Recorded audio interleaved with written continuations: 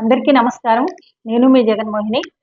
తెలుగు సౌరభాలు ఛానల్కి అందరికీ స్వాగతం పలుకుతూ, విక్రమార్క కథలు 3వ విభాగంలో భేతాళుడు విక్రమార్కుడిని అడిగిన ప్రశ్నకి జవాబు ఇప్పుడు నేను చెప్తున్నాను మీకు. వైధవ్యమా కాదా అని అడుగుతాడు. ఆ అమ్మాయికి 2 భర్తలు ఉంటారు. పెద్ద భర్త చనిపోతాడు కాబట్టి వైధవ్యాన్ని స్వీకరించాలా, రెండవ భర్త బ్రతికున్నందుకు పుణ్యస్త్రీగా ఉండాలా? ఇది భేతాళుడు విక్రమార్కుడిని అడిగిన ప్రశ్న. అప్పుడు విక్రమార్కుడు చెప్పిన జవాబు ఏమిటంటే, ధర్మం ప్రకారము ఒక స్త్రీకి ఎంతమంది భర్తలు ఉంటారో అందులో ఆఖరి భర్త మరణించే వరకు కూడా ఆ స్త్రీ పుణ్యస్త్రీగానే ఉండవచ్చు కనుక ఆమె పుణ్యస్త్రీగానే అర్హురాలు, వైధవ్యాన్ని స్వీకరించవలసిన పని లేదు అని జవాబు చెప్తాడు విక్రమార్కుడు. ఆనాటి ధర్మం ప్రకారము ఇది విక్రమార్కుడు ఇచ్చినటువంటి జవాబు. ఇప్పుడు 4వ విభాగం ఒక చక్కని కథని ఇప్పుడు చూద్దాం. అర్హులెవరు? ఈ కథ పేరేమిటి? అర్హులెవరు. అనగనగా ఒక ఊర్లో ఓ భార్యాభర్త ఉంటారు. వాళ్ళకి లేక లేక ఒక అమ్మాయి పుడుతుంది. ఆ అమ్మాయిని చాలా ప్రేమగా పెంచి పెద్ద చేస్తారు. 10 సంవత్సరాల వయసు వస్తుంది. 10 సంవత్సరాలకే ఒక యోగ్యుడైన వరుణ్ణి చూసి పెళ్లి చేస్తారు. బాల్య వివాహాలు కదా అప్పుడు. పెళ్లి చేసిన కొద్ది రోజులకే భర్త చనిపోతాడు. చనిపోతే ఈ అమ్మాయి అలాగే కాలం గడుపుతూ ఉంటుంది. 15-16 సంవత్సరాలు వస్తాయి. యుక్త వయస్సుకు వస్తుంది. పెళ్ళంటే ఏమిటో అర్థమయ్యే నాటికి ఈ అమ్మాయికి భర్త ఉండడు. ఆ ఊర్లో ఒక యువకుణ్ణి ప్రేమించి ఆ యువకుడితోటి సహజీవనం సాగిస్తూ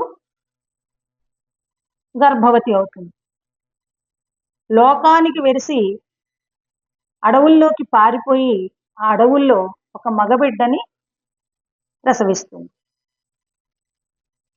ఊళ్ళోకి తిరిగి వస్తే సమాజం నిందిస్తుందని చెప్పి ఆ బిడ్డని అడవిలోని వదిలేసి వచ్చేస్తుంది. అదే అడవిలోంచి ఒక వ్యాపారస్తుడు వెడుతూ ఉంటాడు. ఆ వ్యాపారస్తుడు ఈ పిల్లవాడి ఏడుపు విని ఈ బిడ్డని ఇంటికి తీసుకెళ్ళి చక్కగా పెంచి పెద్ద చేస్తాడు, దత్తత చేసుకుంటాడు. పిల్లవాడికి వ్యాపార సామ్రాజ్యాన్ని అంతా అప్పచెప్తాడు.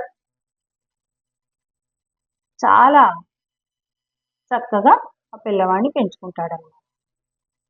ఇలా ఉండగా కొన్ని రోజులకి వృద్ధాప్యం చేత ఆ పెంచిన తండ్రి కూడా, దత్తత తీసుకున్న తండ్రి కూడా మరణిస్తాడు. అప్పుడు ఈ పిల్లవాడు ఆ తండ్రికి శ్రాద్ధ కర్మ నిర్వర్తిస్తూ ఉంటాడు. అంటే పితృకార్యం. మన సమాజంలో చనిపోయిన వారికి, తండ్రికి, తల్లికి ఈ కర్మ చేస్తాం కదా, పితృకార్యాలు నిర్వర్తిస్తాం. అది మన సంప్రదాయం. పిండ ప్రదానం చేస్తారు కదా, అది చేస్తూ ఉంటే ఆ ఆహారము పితృదేవతలు స్వీకరిస్తారు అని మన నమ్మకం. దాన్నే పితృకార్యం అని. ఈ ఆహారాన్ని తీసుకోవడానికి, పిండ ప్రదానాన్ని స్వీకరించడానికి ముగ్గురు చేయి జాపుతారు. ముగ్గురు ఎవరు? ముందు ఈ 10 సంవత్సరాలుగా ఉన్నప్పుడు ఈ అమ్మాయిని పెళ్లి చేసుకున్న భర్త, అలాగే ఈమెతో సహజీవనం సాగించినటువంటి వ్యక్తి, ఇతన్ని పెంచినటువంటి తండ్రి. ఈ ముగ్గురులో అర్హులెవరు అని భేతాళుడు విక్రమార్కుడిని అడుగుతాడు. ఆ పిండ ప్రదానాన్ని స్వీకరించడానికి అర్హత ఎవరికి ఉంది అనేది ప్రశ్న అనమాట. దీనికి కూడా జవాబు ఆలోచించండి.